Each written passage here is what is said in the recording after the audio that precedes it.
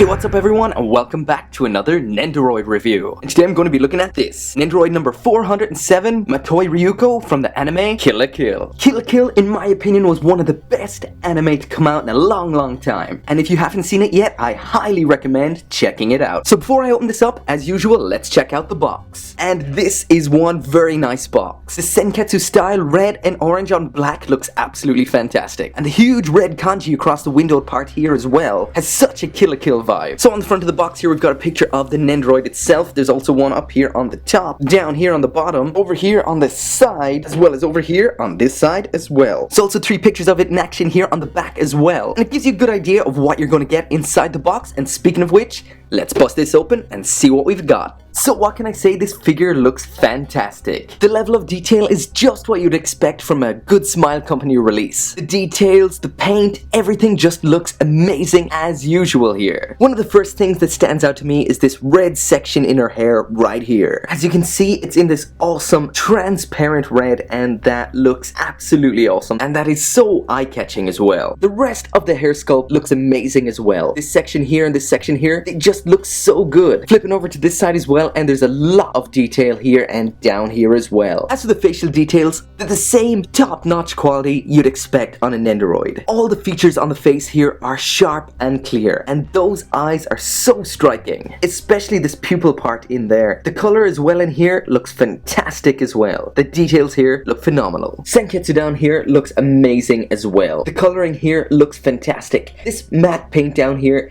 it's used so often by Good Smile Company, and it looks absolutely fantastic. The colors here are amazing. This red, the eye here, the red, yellow, and orange on there, it looks so good. The details on the eye patch over here as well are amazing. Little scar on here as well. Also on the skirt part of Senketsu down here, the belt, the details, it all looks really good. Some metallic silvery paint used on these buckles here, on the lower end of the suspenders, as well as back here on the back as well. That looks fantastic. Ryuko's glove here also looks amazing as well. Red with the black lining up here, as well as the metallic silver knuckles down here as well. That looks so good. Lastly, her amazing old school looking shoes, and they look great here as well, even in this chibi form. So what can I say, this is an amazing looking little figure.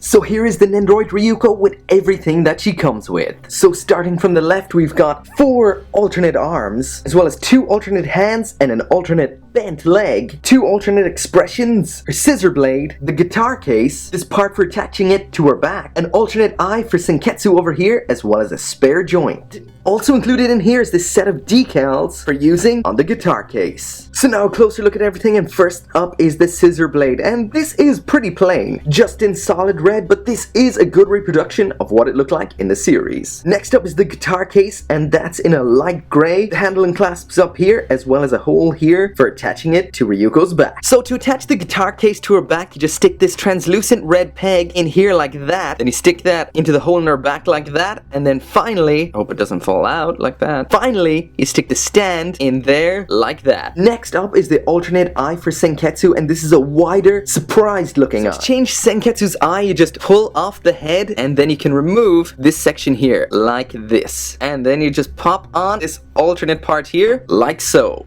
Here's a quick comparison to the other eye. As for the alternate hands, they're just 2 holding hands for holding the scissor blade, one for the left arm and one for the right arm. As for alternate arms, we have 2 bent arms, as well as 2 arms, so Ryuko can stick her hands in her pockets. And next up is this alternate bent leg, so you can pose Ryuko in some attacking poses. So as well as the standard grinning face, you also get an embarrassed face, as well as a shouting, attacking face. To change the faces, just pull off the front of the hair, pull off the face, stick on the face that you want, and just stick the hair back on. Now moving on to articulation, which kinda seems a bit redundant when it comes to a Nendoroid figure, but let's do this anyway. Articulation at the neck all the way to the front and all the way to the back. Pretty good bend to the back right there. That can spin all the way around, and there's also 0 side to side tilt there. As for the arms, they can spin all the way around, but they are limited by the hair getting in the way. This is a Nendoroid, there is no articulation in the arm except at this point where that can spin around there. Articulation at the waist all the way back and all the way to the front, so there's a little bit of movement at the waist down there. Leg movement all the way to the front, and not much movement there, as well as, oh, and there's the leg movement all the way to the back. If you adjust the joints in here, you can also get that to go out to the side as well, but there's no articulation along the leg anywhere.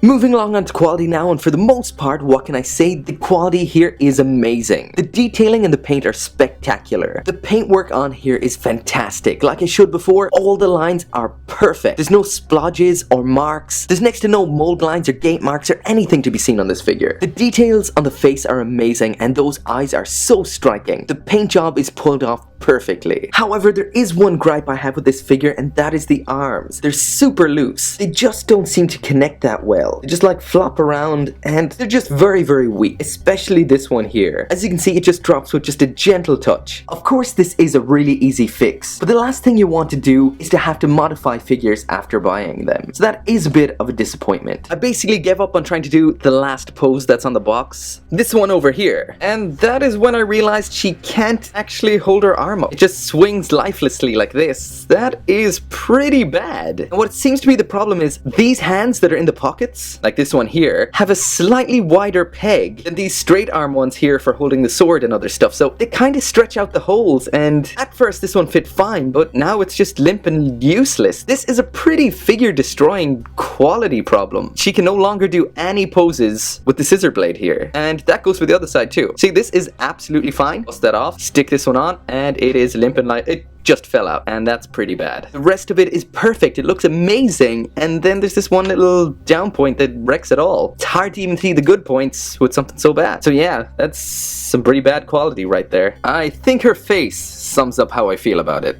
This isn't the case with all of the arms, however. This one here with the arm in the pocket, the joint up here is actually really strong. It just seems to be this one default arm right here. This might just be this figure in particular and may not affect all figures, but it is a bit of a disappointment.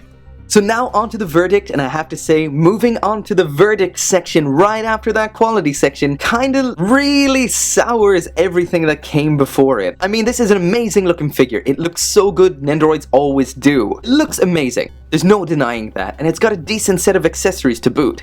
I don't know what to say, those arms, those flapping, floppy arms, If you're watching this and you have this Nendoroid, I would love to know, do you have this problem with your one? Because if this is actually just a problem with this one particular figure, I would actually like to put that out there, maybe stick an annotation in or something right here. If there's no annotation, nobody's mentioned anything, and this figure is botched, I wouldn't recommend it at all. If it wasn't for that problem, I would highly recommend this to any Kill la Kill fan. I'm a massive Kill la Kill fan myself. So sadly, that's it for the review. Thank you very much again for watching. Don't forget to like and subscribe, and come back for more anime figure reviews. See you next time.